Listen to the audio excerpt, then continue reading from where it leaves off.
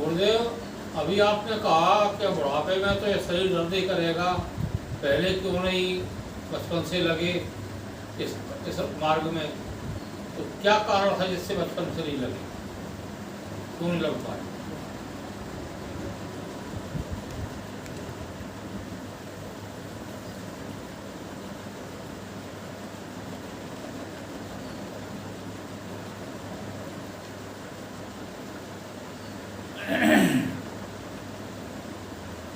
माया ठगनी ने हमको लूटा, हम जाने ही नहीं।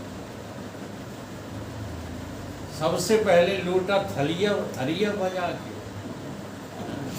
बंदूक चला के, ढोलक बजा के। लूटा कि नहीं लूटा?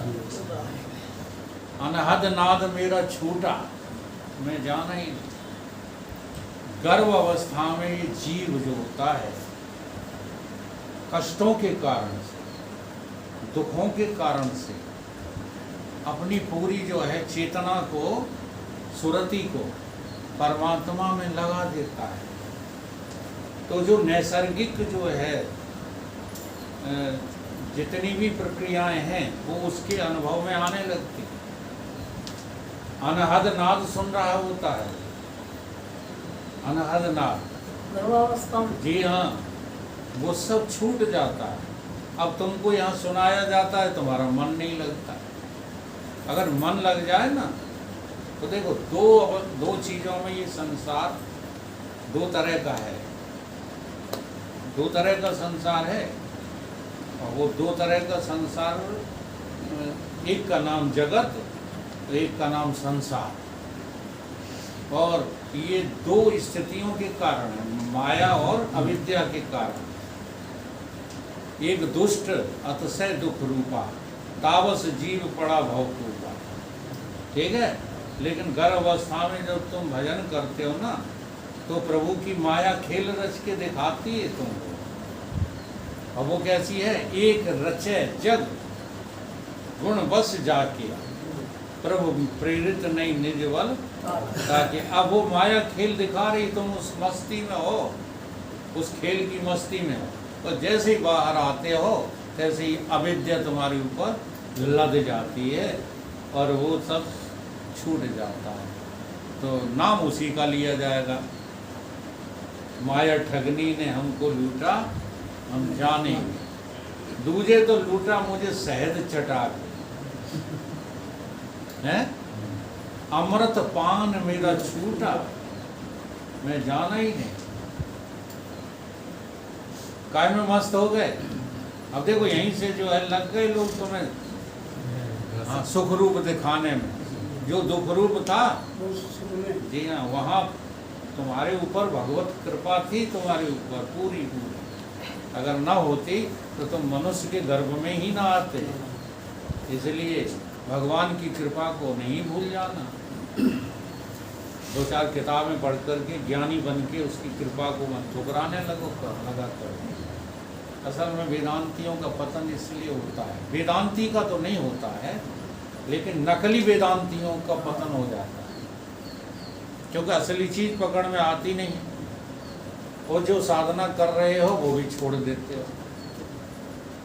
ठीक है, तो अमृत पान तुमको वहां मिल रहा। अब लोगों ने अमृत पान का क्या अर्थ बता दिया कि तुम जो है साधना करो, अपनी तालू को जो है लंबा खींचो, तालू को। हाँ, योग प्रक्रियाओं में ये बताया जाता है, हठ योग में। तालू मूल खींचरी साधो। हाँ, तालू को खींचो, फिर उस तालू को जो है कहाँ लगाओ?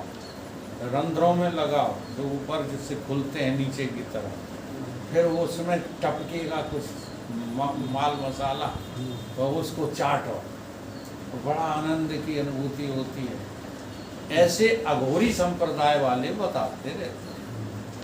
हमारे गुरुदेव ने कहा, तुम्हें शर्म नहीं आती? हाँ, तुम वहाँ क्या चाट रहे हो? तुम्हें कुछ होश है? तुम्हारी जो मस्तिष्क में रजो वीर्य का निर्माण होता है, वो वही उन रंध्रों के द्वारा टपकने लगता है, उसे चाटते रहते। तो वो जो है प्रक्रियाएं नहीं अपनाना। वहाँ अमृतपान किसको कहा गया है? गुरुदेव के वचनों को अमृतपान करना, कहा गया है कि जब तुम्हें ये पता लगेगा कि तुम्हारा जो है स्वरूप से कभी अंत नहीं होता, तुम तो अजर अमर हो, उसको अपनी में जानना ही अमृत पान है। और वो सोच तुम्हारी छूट जाती है किसके चक्कर में? ये माया रूपी शहद के चक्कर में छूट जाती है। ठीक है, तो जब भी आप जो है बचपन से संसार की तरफ प्रेरित हुए, वहाँ किसका रोल रहा? आपको जो है किसने सहयोग दिया संसार में ढकेलने का? उसका नाम है अविद्या। आप अविद्यमान रहे, अब अपन को अविद्यमान देख नहीं पाए, और जो अविद्यमान विद्यमान हो गया, बस उसी को मैं करके, मेरा मेरा करके और लग पड़े। इसलिए ये तुमको भजन। अब क्या हुआ कि जब दुखों ने चपेटा, ऐसे ही नहीं आए गए हो सत्संग में भाई साहब, जी हाँ, साधारणतः नहीं आ गए हो यहाँ। कोई ठोकरें लगी हैं, कहीं ना कहीं तुमको जो है दुनिया ने ठुकराया है, और जिनको दुनिया ने ठुकराया नहीं है, जिनको सांसारिक सुख सुविधाएं आज भी जो है खींच रही हैं, उनको लाके दिखाओ सत्संग। बल्कि सत्संग छोड़ छोड़ के भाग रहे हैं इसी दुनिया के लिए। जरा सा दुनिया का कोई लालच मिल जाए, भागने लगते हैं। जो गुरु पर विश्वास कर लेते हैं, जो गुरु के प्रति आस्थावान हो जाते हैं, वो फिर इस दुनिया के बड़ी से बड़े आकर्षण को, माया के खेल को ठुकरा देते हैं। और मैं कई बार बता चुका हूँ कि माया दो प्रकार से तुमको ठगती है, सुखरूप होकर के और दुख रूप होकर। जो सुखरूप माया है उससे तो कोई बिरला पुरुषार्थी ही बच पाता है, लेकिन दुख रूप माया भी बहुतों को संसार में ही खींच ले जाती है। अच्छा, गरीब आदमी किसकी कोशिश में लगा है?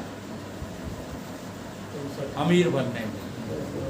अपमानित आदमी किसकी कोशिश में लगा है? मान पाने की कोशिश। देख लो तमाशा, लगा कि नहीं लगा?